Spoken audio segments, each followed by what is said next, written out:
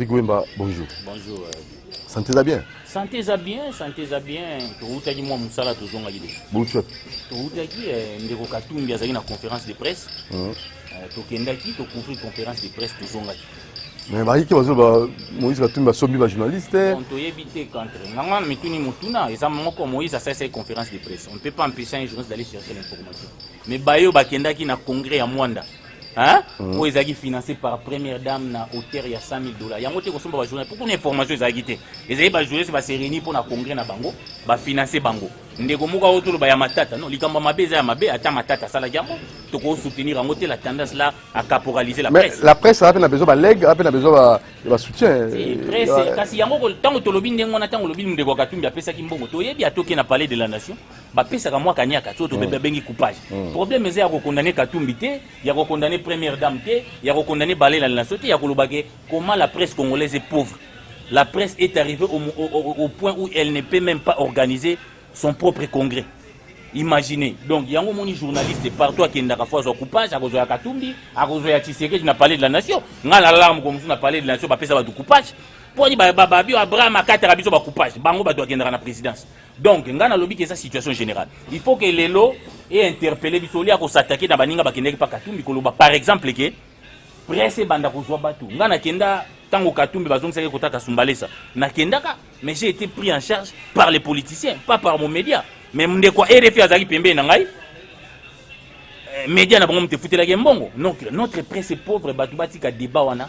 To kende na ba vrai cause. Ko ligi makambo wana ici là, que Katumbi apesa ka ba journaliste mbongo coupage té, que Tshisekedi apesa ka té, que Mutuboya apesa ka té, il faut que le gouvernement prenne des mesures pour subventionner la presse. La presse n'est pas subventionnée. Nous vivons des politiciens. Yango on a ndeko aza tantôt journaliste tantôt attaché de presse, même si ça viole l'éthique et la déontologie. Ça c'est tout un problème. Aïe aïe aïe, donc il faut subventionner la presse. La presse n'est pas subventionnée. La solution. La presse est pauvre, la presse n'a pas de moyens. Conséquence, les journalistes vivent du coupage. Il y a eu même tout un professeur, il y a eu Fassi, professeur Moukeni, qui a soutenu sa thèse sur les coupages, démontrant que ça pratique Moriamabe. Mais cette pratique est institutionnalisée parce que la presse est pauvre. Regardons-nous regardons-nous en face au lieu de chercher des raisons par-ci par-là. Voilà, alors, Congolité, votre point de vue sur cette problématique. Parce que Balobi, pour un président, il faut que la Congolais. Au moins, on peut par exemple l'Algérie, le Maroc, des pays qui ne sont pas démocratiques, des pays à la monarchie. On peut prendre d'exemple la France, Hongrois, Sarkozy comme président, Valls, espagnol comme premier ministre, Obama, fils d'un Kenya comme président. La bonne gouvernance, la bonne gouvernance n'a pas de race. Congolais à père et de mère, à Congolais. Moi, je suis de ceux qui pensent que ces Congolais-là doivent jouir de tous les droits politiques et civils. Et que s'il est compétent, il faut attendre à postuler PP, oui ou non. Il n'y a pas raison de créer des Congolais de seconde zone. Je suis contre cette démarche-là de faire d'autres Congolais des Congolais de seconde zone. Je refuse qu'on fasse que métier, bateau, 8 chances. Il y a pas mutu, hein? Au lieu qu'on botte na angolaise, au lieu qu'on botte na camerounaise, au lieu qu'on botte na mundele, n'engue ko ko bagende ko fayulu.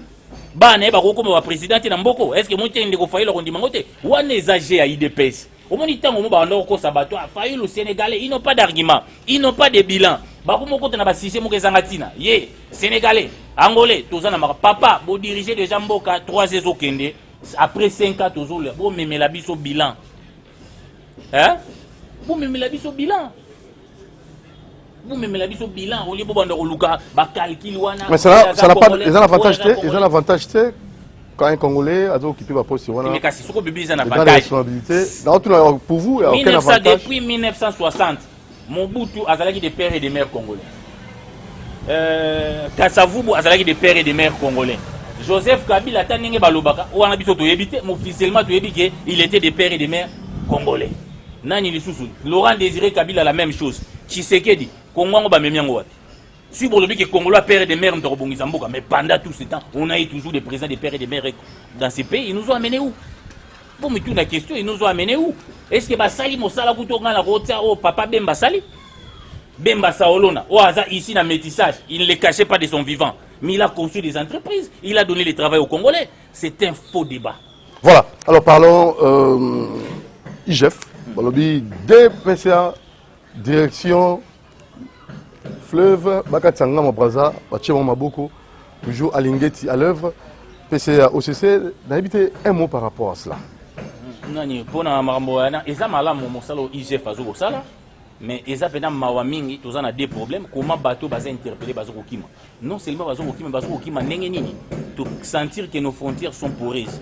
Yango to lobi qu'il faut investir dans l'homme. Bakonga kimaki, oya kimi, yango to bo futa ka batou bien. Pour ceux qui montent ya PC moi kanya ka corruption, tala bateau bolobi ke basali mosala bango bien, bata ba régie financière.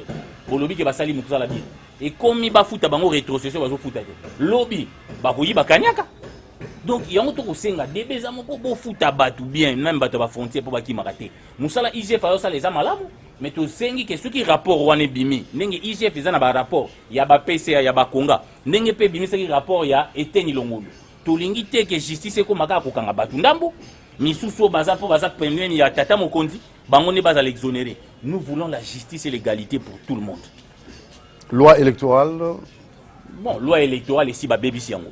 Comment ça? Baby siango. Oh, tout le monde. Makanisio, tata, le ayaki, na niveau ya PH, na niveau ya bureau, balongoli yango, nyonso.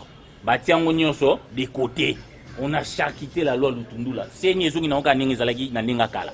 Mais ba éviter que bato babimaka na balabala, batombo kaka, pour na réclamer ba réforme. Mais les lots batiango à côté. Tozongi na seni n'engezalaki Kabila. Donc on veut faire des Kabila sans Kabila. Eza mawa mingi. Biso to moni que tozo tirer ba conséquences. Au moni élection eza likambo teke ek divisa kamboka. L'élection fait sangisa mboka. Na pesa ka exemple moko ya Sénégal. Tango Macky Sall a gagné l'élection, il a félicité son ami Wade. Tant a félicité Mouningane Wade. Wade, comment dirais-je, rien qui n'a pas tendance donnée par les médias. Biso l'élection zakabiente. Il y a Liboso, Bitumbe Bima qui n'a pas charawa. Massa c'est Betami. Tendance, oui. Yami Balé, Papa Tshisekedi a été prêté serment. Vous pouvez, n'habitez mon jamais tendance, oui, continuez. Tata Tshisekedi a été prêté serment. A été prêté serment, Kabila a prêté. Nous avons eu des présidents qui ont prêté serment. Il y a Souka Watina, mon cololelo, Faïlo Ndimarate qui a perdu l'élection. Donc il y a des contestations, des crises de légitimité pour y mettre fin. Il y a un moment où G13 pensait qu'il fallait des réformes. Mais tant qu'il pensait qu'il y a un qui réussi par les chefs de l'État. Et les chefs de l'État leur avaient donné le quitus. Et les chefs de l'État lui-même avaient trouvé la nécessité de faire la réforme. Mais les lots réformes,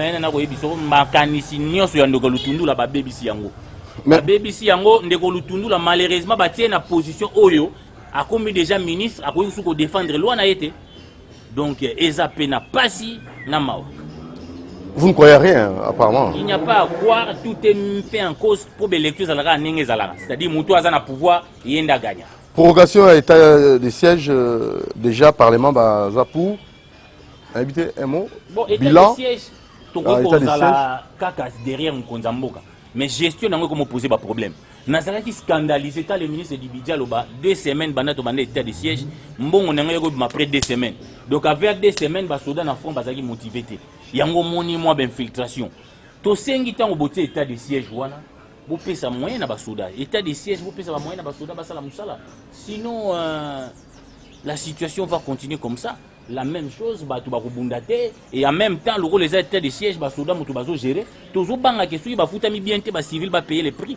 Yango zomona même na ba péage ya Covid awa ba okanga mutu pesa 3000 foleka pesa 4000 foleka nyonso wana yango tolingi état de siège yango ndenge salami et salami pena et salami mais to sengi ba mesure ezala pour pesa ba résultat parce que jusque là il n'y a pas de résultat ba ADF yango bazo continuer ko boma ba il faut continuer ko boma donc pour le bilan on moni bilan ndeni jusque là en tout cas état de siège dans le pesa ba résultat tiens.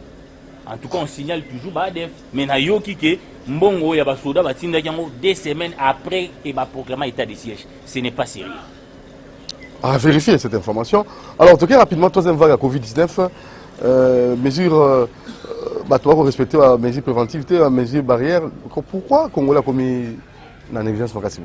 Congo a commis la négligence makasi parce que Congo la comme la négligence parce que bateau bazana soumi bazo respecter en hôtel yo monaki mboso ti na ba minuit a salifeti to monaki tata mokondi na koleuse avani na bateau yebisi bango lokwa bozana nga boko violer couvre fête peuple comme ko mona ba mesure wana bozui ezo ko concerner petit peuple qui doit payer les prix bateau bazana sommet bango bazo ko violer loi mikolonio soto ko mona o ko mona ki pa mwana wa banda ko sani na bistrot na boîte ti minuit l'été pesa ka musala ti asa préjudicié.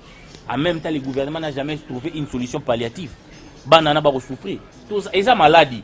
Si vous payez des mesures barrières, bisotolingi que tout le monde. C'est-à-dire que l'exemple doit venir d'en haut. Voilà, Eric Wemba, vous savez, presse à Congo, ça laisse à désirer. Est-ce que la presse peut accompagner, peut faire ce travail avec beaucoup de professionnalisme pour l'intérêt du peuple et non pas pour yémoko journaliste à leur positionnement? Yo monaki a commis des débats de bas étage. Yo zakananga mikolonios. Mes idées na défendre Congo. J'ai toujours été contre la congolité. Mais les plus faciles comme le Congo n'est pas Katumbi. Tout le monde a des professionnels. Moi, je défends mes idées. Je suis de ceux qui pensent que le pouvoir est kokate. Ils adorent na biso pe presque tout le pouvoir est kokate. Et kokate en quoi? Na nyonso bilé za catastrophique aux vanda na mboko nzala pasi bato bana mbongo te. La vie est devenue dure. Mais le gouvernement c'est le tu sais qu'il y a ça sali 3 ans. Azo que il y a 3 ans. FCC cache il y a blocage. Oui, ezaki il y a za ina kati. Ezaki blocage moko ta za ina kati parce que 100 jours balobara scandale FCC za ina kati ça a été géré par la présidence. Hein? Batika oko sabato FCC. Biso na 2023, il doit nous répondre. Et biso nous pensons que ndenge ba journaliste américain ba salara tout président mo koya. Biso pe o ba dinga tikala eza bitumba na bango. Eza to beta baba to bunda na ba arme mo loyal ba arme égale. O ba linga tikala tikala. Pourquoi vous êtes pressé alors que yal baki ça toujours facile ou alors tikala ça l'élection en 2023. Pourquoi vous ne croyez pas? Ça élection mais élection les Canadiens ya longo bani pas élection ya nyamu nyamu. Longo bani za donc le longo bani et que ça la au peuple a kotia na irne yango ande président c'est non ko fabriquer ba résultat. To boy yango mais ça la mité besoin de la pointe. C'est décor bazo planter. C'est-à-dire que tout le monde qui sait qu'il y a contrôler cour constitutionnel, bazo contrôler CENI parce que bango bazo kanisa banda batakabila bakanisa ka. Soko za na ba des institutions tu gagnes les élections. C'est pas comme si le peuple vote à tes assainies de tes résultats. Tu bois yango, tu lingi saigné, tu as la simple mission à constater. Ah, c'est compliqué, hein? Alors qu'il y aura une réforme déjà en cours. Réforme ici, bah pandi, en papa yo quitté. Mbos on a kaboun de ba baby réforme. Oh mais. Ba baby si ba longoli marambutu lutundu la tiaki. Bazongi si saigné n'engi zalaka na kala. Donc beta sur la réforme était. Il y a pas eu réforme.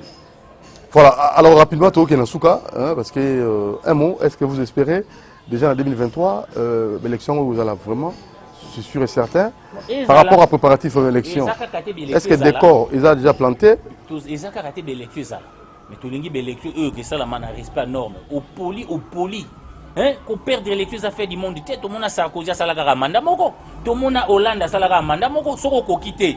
Et c'est obligatoire, il y a le deuxième mandat. Hollande, tu as fait un exemple bien. Tant que le premier mandat, na moni ke simbi na ngote, abimba na mai na koki na ngate makamona promettre ki bino et simbité na ko postuler kututé.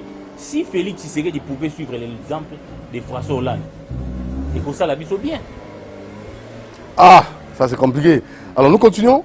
Voilà. Alors Eric Wemba, parlons un peu de ces dossiers, parce qu'il y a de ces personnes qui pensent que dans l'IGF, il y a des cas, bateau Bazali va protéger, et les gens insistent sur Eteni Longondo. Est-ce que ça c'est vraiment une évidence? Parce qu'on peut mettre Tolo, on a des programmes comme déserteurs, on a une John Numbi, comme déserteurs. Est-ce qu'on peut vraiment établir, parce que chez B, il y a les dossiers chez B, affaires chez B, déjà 2 jours passés, 3 jours passés, on en parlait. Est-ce qu'on peut vraiment demander à l'IGF de faire le travail comme il faut? IGF fait ça, justice n'est, ils ont appliqué, IGF fait ses rapports.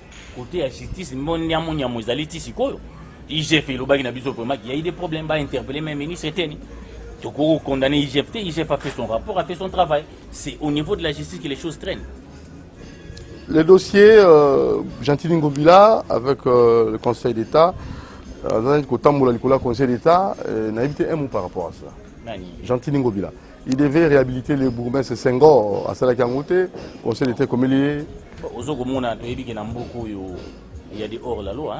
On est Gentili Ngobila qui refait sa marché central, tu dis pas banane. Donc il y a déjà, mais tout le monde va interpeller. Nga magamba bangobila wana na linga kapina ko komanta ngote. Parce que ça na kinyamu nyamu muka ko sakana te. Banda kaka tata mukonzi apesa ka ndingisa ya ko violer loi. Il y a appel d'offre na mona kasa privilégié. Tala ye apesi ba musulman ba tie trouble. Mais bato yi enti ba marché, massa c'est beti. Partout donc tout le monde a vraiment ngobila azawana azo sala musala kaka ndenge zalaka kala donc changement zati. Bon azape mutaki ici n'a pas perdu. Donc nalinga ko beta masolo ngobila wana. Merci. À la prochaine occasion. Abonnez-vous massivement à Doudou Montire Télévision. Ciao, merci à Moro. On a constaté.